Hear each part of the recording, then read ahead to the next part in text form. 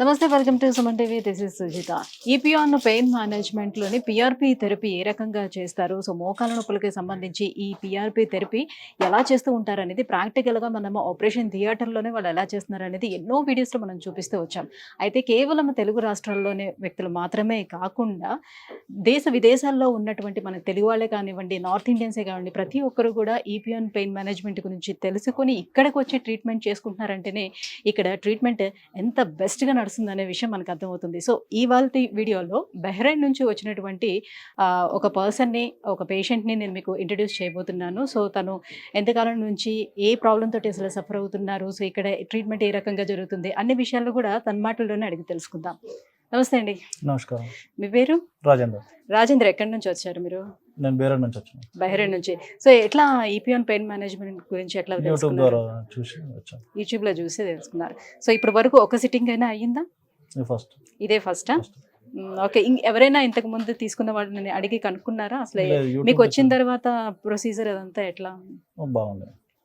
ఏం చేశారు అసలు? స్టార్టింగ్ ప్రొసీజర్ ఎట్లా నడుస్తుంది? మాట్లాడేది ఎట్లా, పెయిన్ ఎలా ఉంది, ఇక్కడ నుంచి ఇక్కడ నొప్పి ఎలా ఉంది అని చెప్పి కన్ఫర్మ్ చేసిన తర్వాత మరి ఆపరేషన్ అవుతుందా, ఎట్లా అవుతుందా, దీనికి ఏ విధంగా ఉంటుంది అని చెప్పేసి మొత్తం కనుక్కున్న తర్వాత ఆపరేషన్ అవసరం లేదు, ఇది నార్మల్గానే అయిపోతా అని చెప్పేసి, మందుల ద్వారా ఇంజక్షన్ ద్వారా అయిపోతా అని చెప్పేసి. ఏంటి మీ సమస్య, ఏంటి ప్రాబ్లం?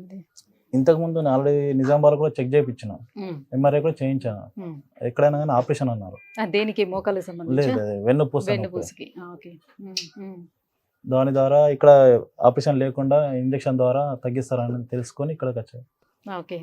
సో ఈ వెన్నుపూస సమస్య ఎన్ని ఇయర్స్ నుంచి ఉంది? లేదు, 2 months నుంచి 3 months నుంచి ఉంది. బాగా వస్తుంది. ఏం చేస్తూ ఉంటారు మీరు? నేను ట్రక్ డ్రైవర్. సో ఎక్కువగా మీరు డ్రైవింగ్ చేస్తూ ఉండడం వల్ల బ్యాక్ పెయిన్ వస్తుందా?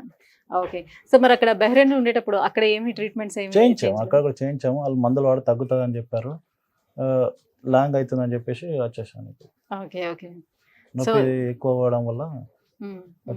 సో ఇవాళ స్టార్ట్ కదా మీకు ట్రీట్మెంట్? ఆల్రెడీ మీకు పిఆర్పి జరిగిందా? జరిగింది. ఓకే. సో ఇంజెక్షన్ ఇచ్చారా?